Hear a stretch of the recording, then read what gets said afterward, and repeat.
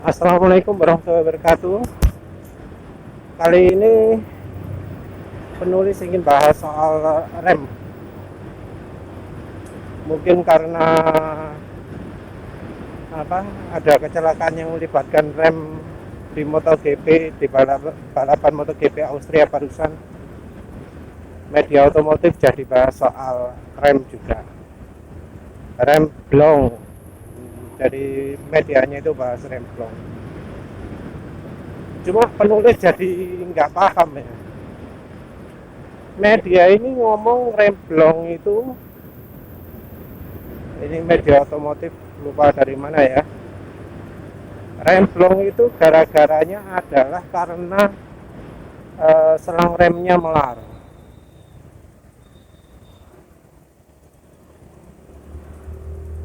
Jadi dijelaskan bahwa pengereman itu gesekan antara piringan cakram dengan kampas remnya itu menghasilkan panas. Karena gesekannya kuat, jadi panas. Karena panas, maka seal dan atau selangnya jadi melar. Karena melar, jadinya tekanan rem hilang. Penulis nggak setuju dengan pendapat ini. Karena pendapat ini sepertinya menyamaratakan dengan kejadian yang dialami sama orang-orang touring. Orang itu kayak touring, cakram kan cenderung panas kalau banyak sering ngerem gitu. Gas rem, jadi panas cakramnya. Terus panasnya itu bisa menjalar ke selang, sil atau macam-macam lah, terutama selangnya. Nah, selang itu kadang yang standar katanya bisa melar.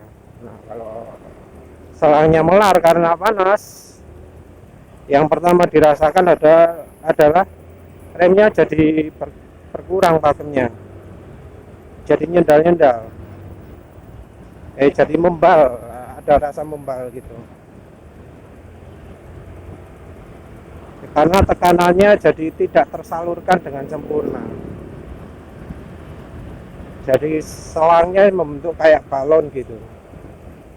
Udaranya jadi tekanannya jadi mengarah ke membuat selangnya mekar. Jadi karena kena panas, selangnya tidak bisa menjaga bentuknya lagi. Begitu kena tekanan oli jadi melar. Penulis kurang setuju kalau ini disebut bikin rem blong. Karena apa? Tahu sendiri kan sistemnya rem itu. Kalau misalnya kita tekan, itu seperti mompa, dan tekanannya akan makin bertambah ketika kita tekan tombol remnya berkali-kali. Ini yang bisa terjadi. Ini yang akan terjadi. Jadi fenomena ini paling gampang terlihat pada waktu kita ganti minyak rem atau ganti rem lah. Gak usah ganti minyak rem, ganti rem aja udah kita bisa amati. Waktu diganti remnya itu kan bagian piston, bagian yang neken kampas remnya itu. Ini bicara soal rem cakram ya. Maaf penulis nggak jelaskan depan, tapi ini fokusnya ke rem cakram. Jadi waktu rem cakram dilepas, yang dilakukan pertama oleh mekanik bengkelnya itu adalah dengan mengembalikan piston ke posisi paling awal, paling nol. Jadi piston ditekan sampai balik semua masuk ke kaliper. Nah, karena ditekan balik ke kaliper, posisinya antara kampas rem dengan cakram jadi ada ruang. Bagian kalipernya jadi mudah dilepas sehingga ganti kampas remnya gampang. Nah, setelah itu kalau olinya kurang, sama bengkelnya, sama mekaniknya bakal direkomendasi untuk nambahkan minyak rem. Setelah itu rem dipasang lagi. Nah, pada saat ini rem masih nggak berfungsi karena jarak dari kampas rem ke cakramnya itu masih jauh. Dan apa yang dilakukan oleh mekanik untuk bisa membuat remnya jadi pakem? Nggak perlu mainnya yang lain, nggak perlu harus dipompa dari luar, tapi cukup dari tuas rem depan dipompa berkali-kali, di rem lepas berkali-kali sampai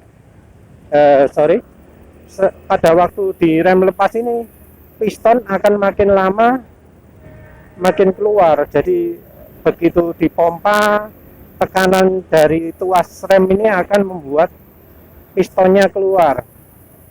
Kalau dilakukan berkali-kali, pistonnya makin banyak keluarnya sampai akhirnya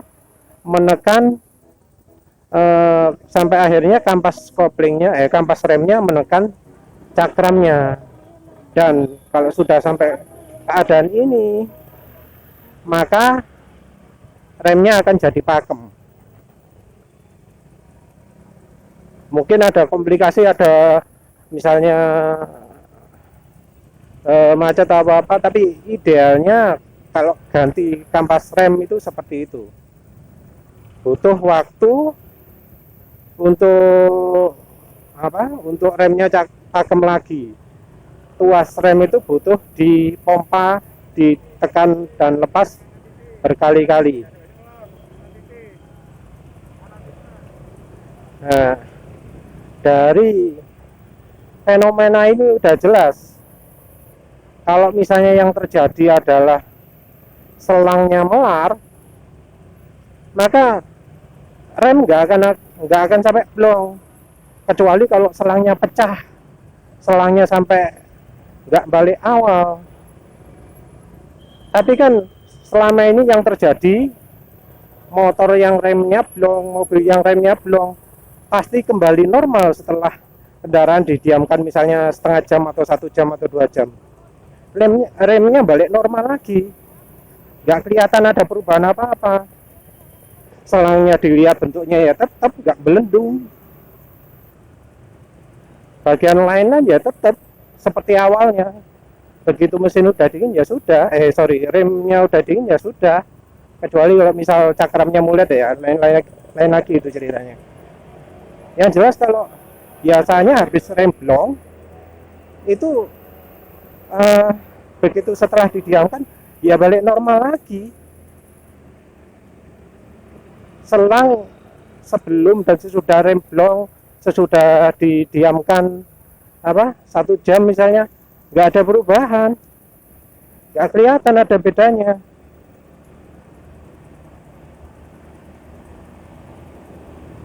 Jadi pada waktu selang melar itu nggak akan bisa membuat rem sampai blong. Karena apa? Kalau misalnya melar aja, tekanannya nggak bisa tekanannya jadi membuat selangnya melar. Misal di rem terasa nggak pakem, di rem kedua kali bakal pakem. Karena apa? Jadi seperti pompa. Mungkin yang pertama tekanannya jadi membuat selangnya melar, tapi selangnya melar nggak akan sampai nggak sampai tak terbatas kan. Mesti ada batasnya melarnya itu. Sama seperti balon. Balon kan pasti ada batasnya juga. Melar nggak sampai keterusan.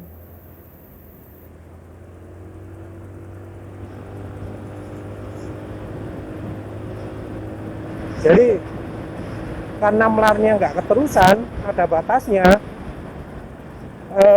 tuas rem depan ditekan berkali-kali, pasti akan kemudian membuat remnya pakem lagi.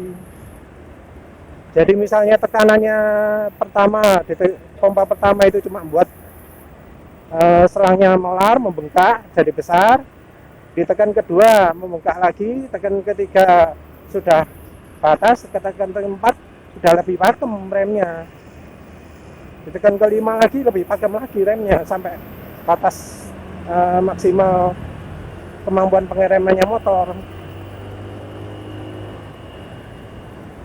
Sementara itu kalau rem blong nggak gitu. Penulis pernah kok ngalami rem blong. Namanya pemula ya, pasti pernah ngalami rem blong. Dan nggak seperti itu kejadiannya. Ditekan berkali-kali nggak ngefek rem itu. Cakram ditekan berkali-kali sampai banyak kali ya tetap blong, ya ngeblong. Ngeblong terus, ditekan berkali-kali tetap aja ngeblong. Karena apa? Ngeblongnya bukan karena selangnya melar, tapi faktor lain. Kalau di dunia rem ini disebut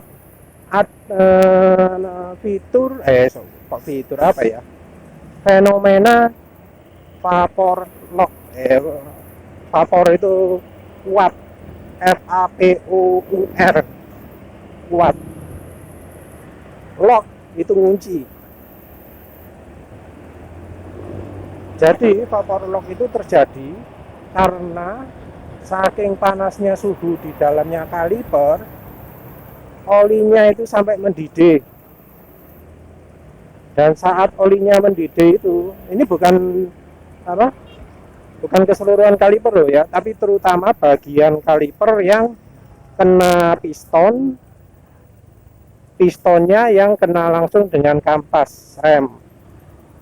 Jadi kalau ngerem itu sampai bikin panasnya mengalir dari kampas ke pelatnya kampas rem, terus dari kampas rem mengalir ke pistonnya, dari piston terus masuk langsung ke ruang kaliper. Nah ini kalau sampai panas akan timbul uap.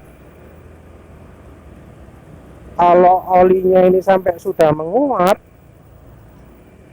maka jadi muncul gelembung udara, gas dari minyaknya itu di dalam oli. Karena muncul gas di dalam kaliper, maka tekanan itu jadi nggak ada. Mungkin di pompa-pompa gitu bisa kalau dalam keadaan normal di pompa-pompa itu kaliper bisa masuk ke dalam. Nah kalau sudah dalam keadaan ini nggak bisa, karena ada udara di dalamnya. Kalau air misalnya buat suntikan air ya, suntikan air di dalamnya nggak ada udara, begitu ditekan keras airnya langsung muncrat kencang di dalam pistonnya, di tempat keluarnya di ujung suntiknya itu. Tapi kalau misalnya di jarum suntik pakai contoh apa, kalau jarum suntik susah, suntikan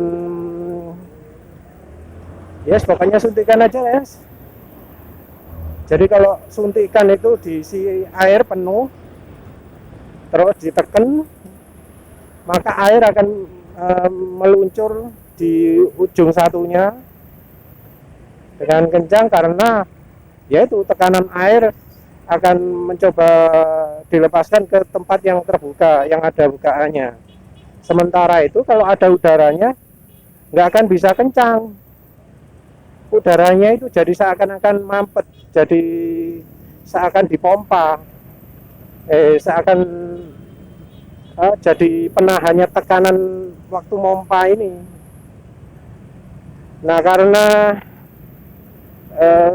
ada udara ini dan tekanannya larinya ke udara, buat udaranya jadi makin mengencim, jadi seperti dikompres, nggak ada paksaan untuk mengalir ke tempat lain, maka remnya jadi blong.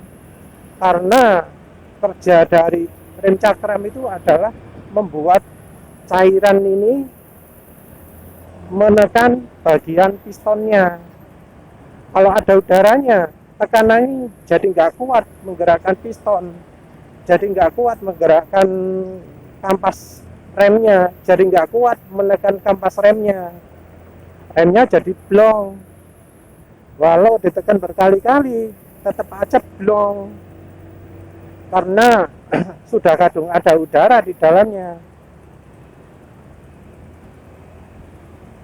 Nanti sistem remnya baru akan normal kalau remnya ini dikembalikan, didinginkan lagi, jadi uap minyak remnya ini kembali jadi minyak rem, jadi cair lagi. Harus diketahui bahwa suhu titik didih dari oli itu kebanyakan sekitar 300 derajat. Mungkin ada yang pakai oli minyak, pakai minyak rem yang bagus sehingga titik didihnya 500 atau apa gitu, mungkin ada. Tapi kalau kebanyakan rasanya suhunya nggak setinggi itu, 300 derajat sudah cukup. Dan mencapai suhu 300 derajat ini cepat. Ada contoh video demonstrasi kalipernya Bugatti. Itu mau dijalankan motornya dalam, bukan motornya sih, itu ditaruh di mesin dyno, sistem remnya itu disambungkan ke alat, terus diputer hingga muter di yang setara kecepatan 400 km per jam. Langsung direm, cerit, kecepatan turun cepat dari 400 sampai 200. Itu nggak butuh lama, dalam hitungan detik kan. Dalam beberapa detik itu suhunya rem bisa naik langsung 400 derajat. Itu ngerem pertama. Itu terus ada ngerem kedua, diputer lagi sampai 400 km per jam, direm lagi naik sampai 800. Terus dilanjutkan, diputer lagi, bisa naik sampai di atasnya 1000 derajat Celcius. Besinya sampai kelihatan pecah-pecah gitu, sampai bunga apinya banyak. Jadi cepat rem jadi panas itu. Ini bisa terjadi kalau misalnya kita pakai rem cakram untuk nahan laju motor atau mobil di turunan yang panjang.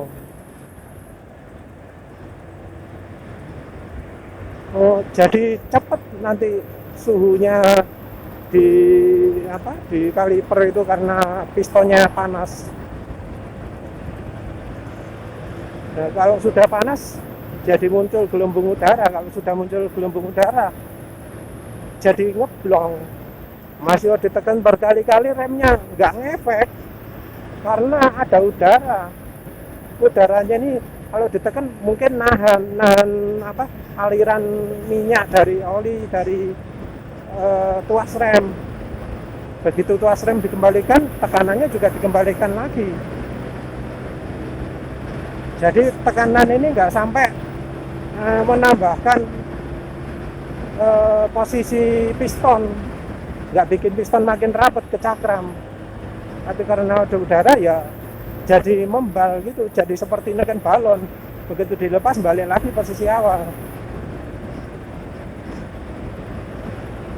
Dan ini yang ngomong gini termasuk Brembo juga. Jadi Brembo waktu ngasih keterangan itu menyebutkan bahwa kalau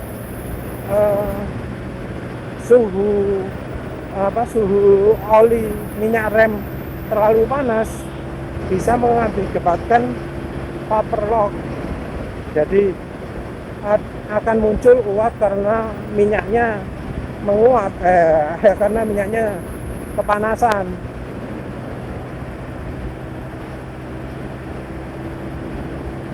Jadi menurut penulis, masalahnya bukan karena selangnya melar, tapi karena saking panasnya sampai muncul gas karena minyaknya menguap. Dan perbedaan ini membuat solusi untuk mencegah remblong itu jadi beda.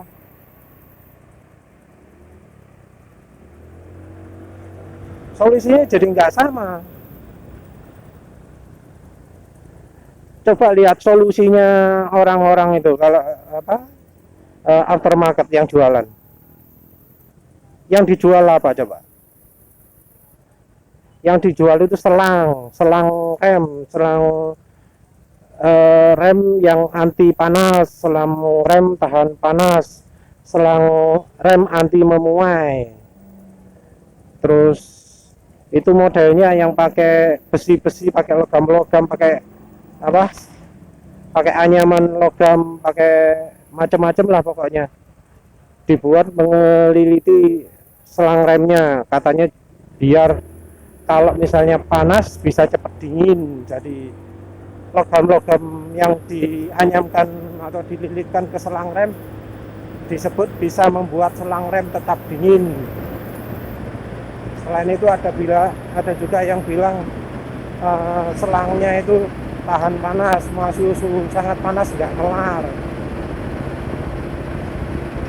Ya itu yang diklaimkan.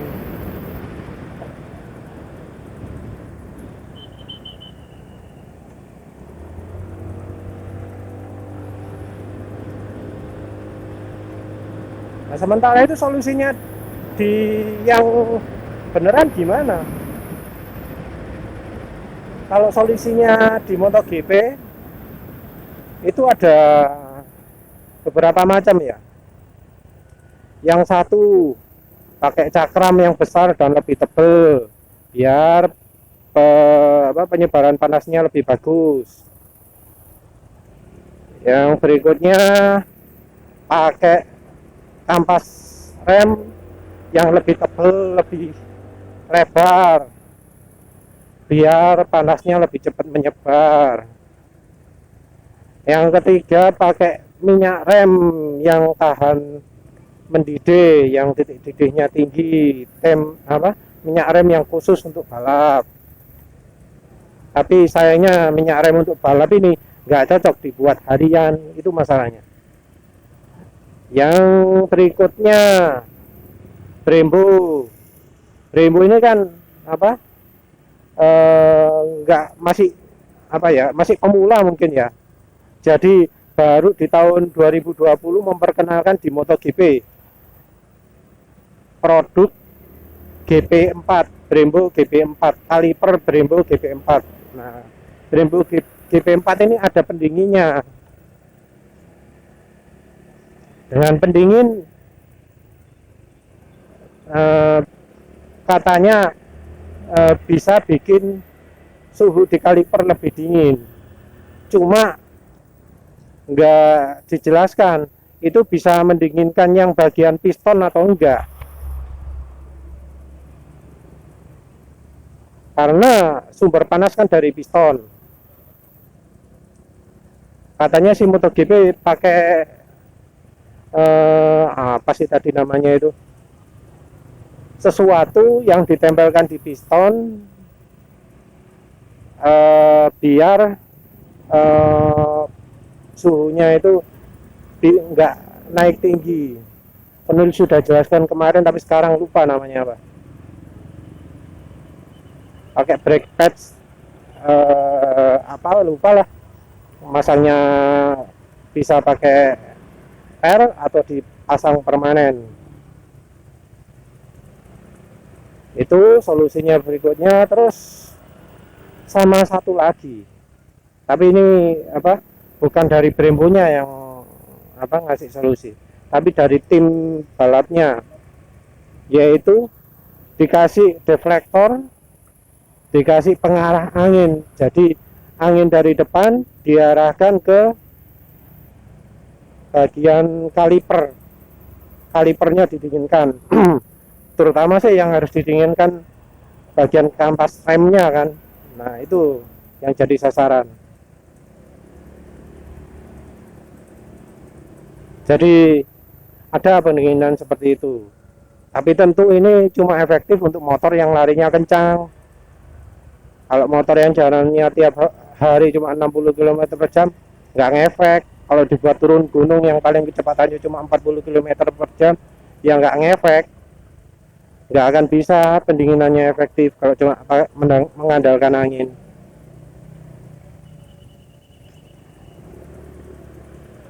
Nah, solusinya MotoGP, wah penulis mungkin nggak nyambung lagi ya. Jelas penulis solusi di MotoGP ini jelas menunjukkan bahwa yang jadi fokus bukan selang.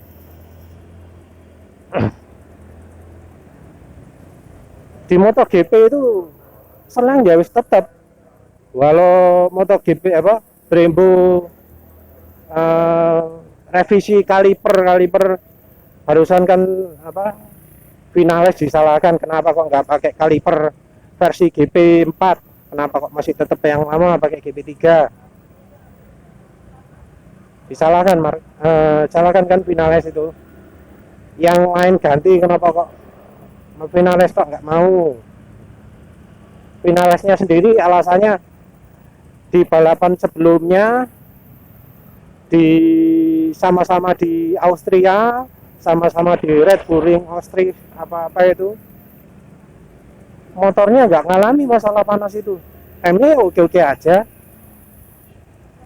Padahal di balapan sebelumnya, balapan pertama di Austria, dia masih pakai GP3, masih pakai Brembo yang lama.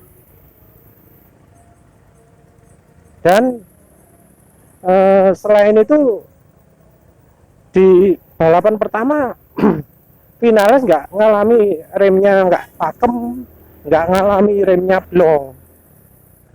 Rem blong cuma terjadi pada balapan kedua yang suhu lintasannya lebih rendah, suhu udaranya lebih rendah.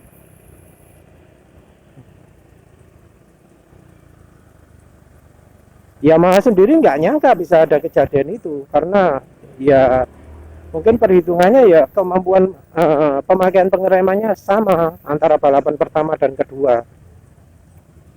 Padahal di balapan pertama kan finalis juga di posisi ke-6.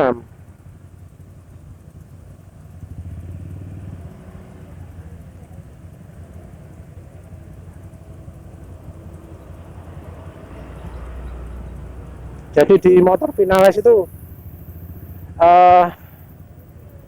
ada kok bagian yang menuruti perintahnya Brembo. Jadi Quartararo di balapan pertama itu pakai penutupnya cakram, terus kalipernya pakai GP3. Di balapan kedua ganti, ada peningkatan di sistem rem, cakram nggak pakai penutup, dan rem dikasih dan untuk remnya dikasih deflektor, jadi ada udara yang diarahkan ke kaliper. Jadi kalipernya sekarang ada pendingin udaranya, dan kalipernya sudah pakai yang versi GP4 yang ada siripnya.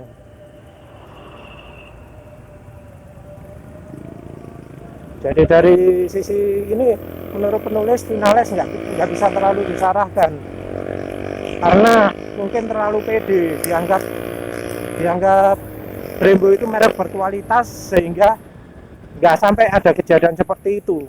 Tapi ternyata merek Brembo nggak bisa diandalkan sehingga terjadi rem blong. Dan kalau ingin menghindari itu, Brembo menyarankan untuk pakai yang versi GP4.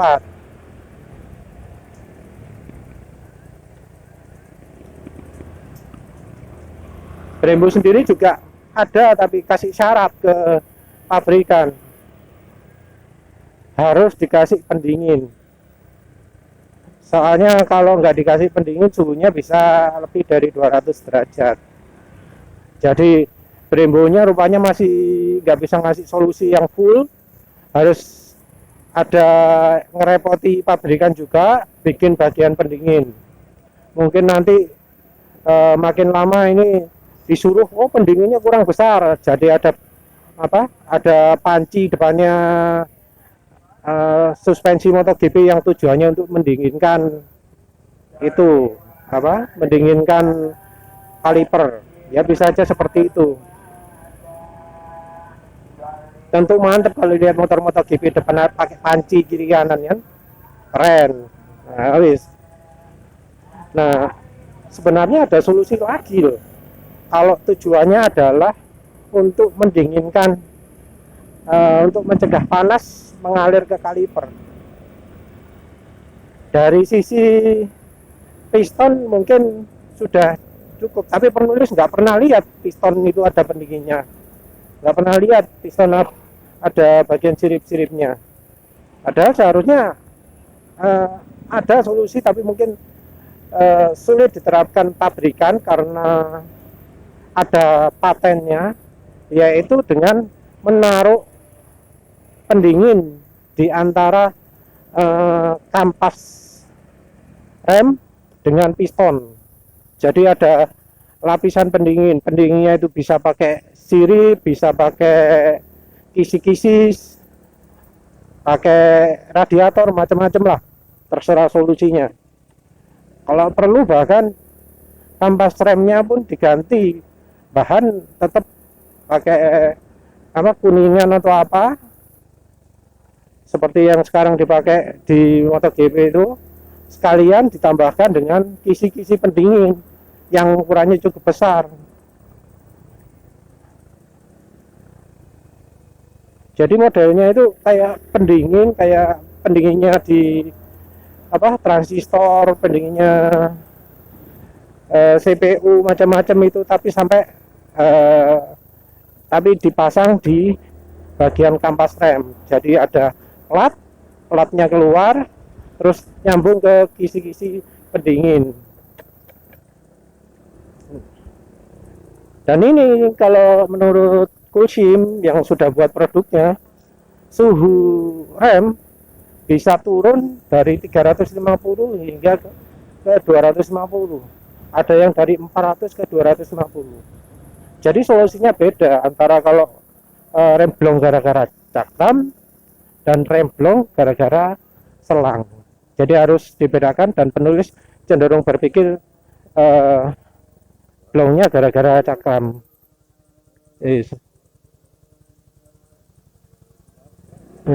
Maaf, maksud penulis blongnya gara-gara pembentukan udara dalamnya kaliper. Sudah, sekian saja. Terima kasih sudah menonton. Assalamualaikum warahmatullahi wabarakatuh.